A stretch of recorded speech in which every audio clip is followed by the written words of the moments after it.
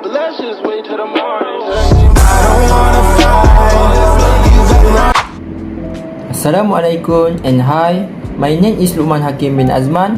My ID number MDB2402026. My class is DBS 2D. Hi, my name is Muhammad Doriman bin Azman.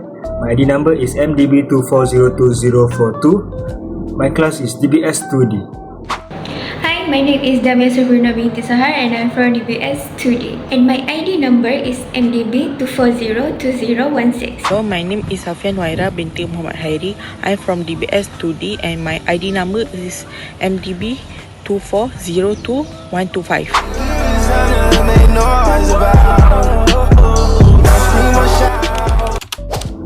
So, for the price elasticity of demand, the formula is percent change in quantity demand divided by percent change in quantity supply. From the question, price went up by 12% and quantity demand went down by 4%. So for the percent change in quantity demand is -4 and percent change in quantity supply is 2%. So the calculation is -4 divided by 2% equal to -0.33%. The demand is inelastic, meaning that even though hotel price went up, people didn't drastically cut back on bookings. Since the PED is -0.33, which is less than 1, the drop in demand was small compared to the price increase. In simple terms, travelers still need places to stay, so they are willing to pay more instead of cancelling their trips. Today, I will be discussing how change in household income can influence the price elasticity of demand for tourism services. This topic is important because tourism is a major economic sector in many countries, and understanding how income change affect demand can help government and business make better decisions. The relationship between government policy, disposable income, and price elasticity of demand is crucial in determining how people make travel decisions. There are three key factors that play an important role in this. For the first one is increase in minimum wages. When the government raises the minimum wages, household disposable income increase. As a result, the demand for tourism become less elastic because more people can afford to travel even if price rise. On the other hand, lower income individuals are more sensitive to price change and tend to prioritize basic needs. For the second one, taxation and fiscal policies. If the government lowers income tax, households will have more surplus money to spend, including on travel. This makes the demand for tourism less elastic. However, if service tax increase, consumers become more sensitive to price change, making demand more elastic. For the next one is investment in infrastructure and tourism promotion.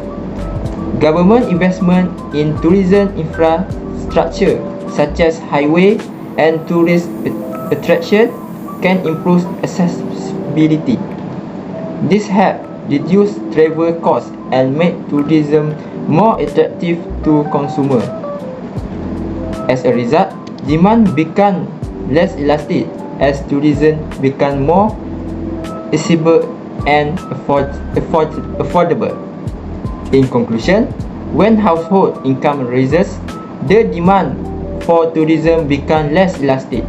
However, if costs increase due to higher tax, demand can become more elastic.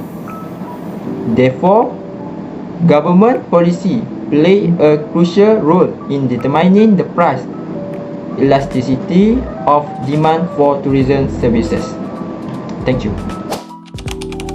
I will be presenting on the income elasticity of demand for imported cars. Income elasticity of demand (YED) is calculated using the following formula. YED equal percent change in quantity demand divide percent change in income. In this case, household income increased by 8%, demand for imported cars increased by 12%. Applying the formula is YED equal 12% divide 8% equal 1.5. Since the result is greater than 1, this indicates that imported cars are a luxury goods. This means that when people income rises, they tend to spend even more on expensive cars. However, when income decreases, they cut back on such purchases. Question 2b. How do income changes affect demand for imported cars? Income level have a significant impact on people purchasing decisions, especially when it comes to luxury goods like imported cars. Here's a detailed look at how changes in income influence demand for these cars. The first one is when household income increase. When people start earning more money, they feel more confident about making large purchases. This leads to a rise in demand for imported cars. Some key reasons include higher disposable income. With extra money in their pockets, people are more willing to spend on non-essential goods, including luxury cars. Increased affordability of loan and financing. Many people buy cars through financing options. Higher income means they can qualify for larger loan with better terms, making expensive car more accessible. Upgrading lifestyle.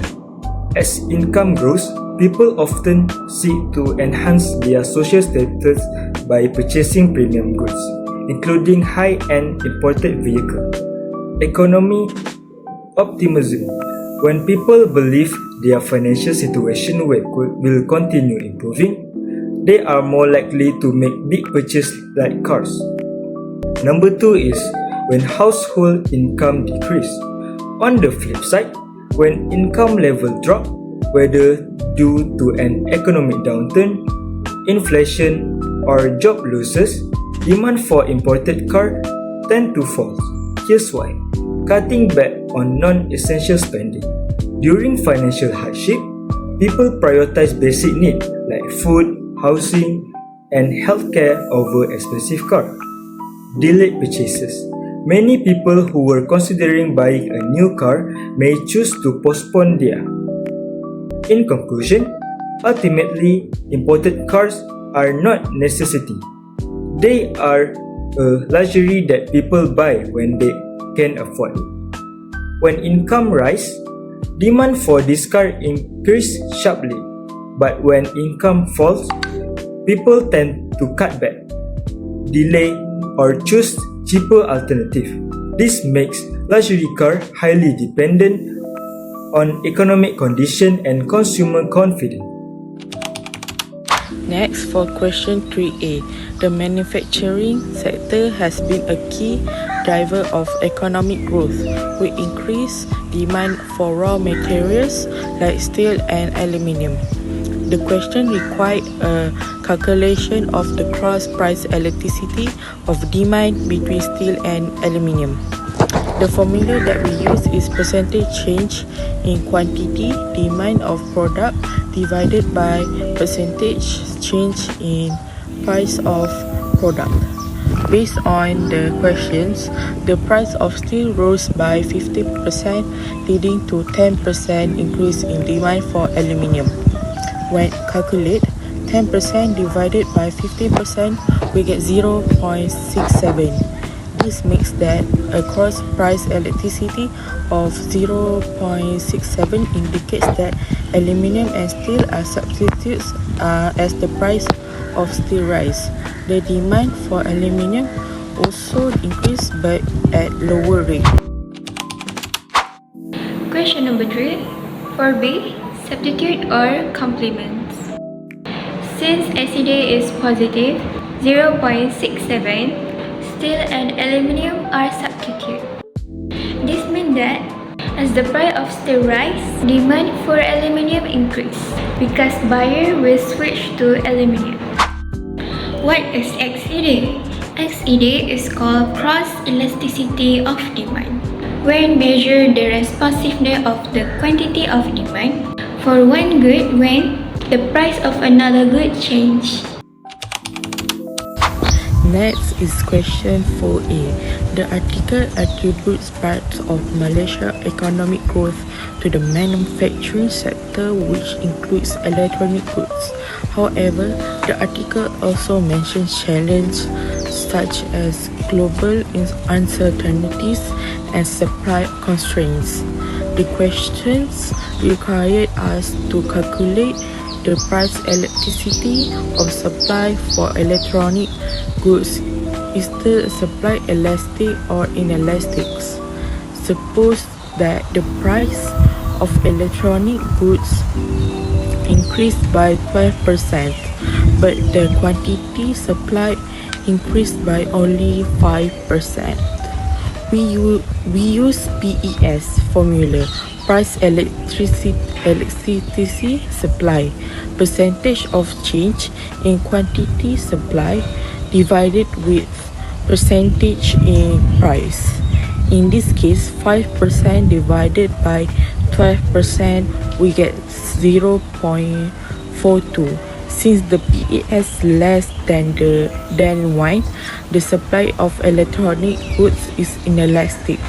This means that percentage change in quantity supply is less than the percentage in change price, indicating that suppliers are not very responsive to price change. Question number 4 for B. Two factors affecting elasticity. For the first one is supply constraint, where limited raw material or production capacity may prevent a quick increase in supply. For the second is global uncertainties, when economic conditions, trade policies or supply chain distribution can slow down the response of manufacturers.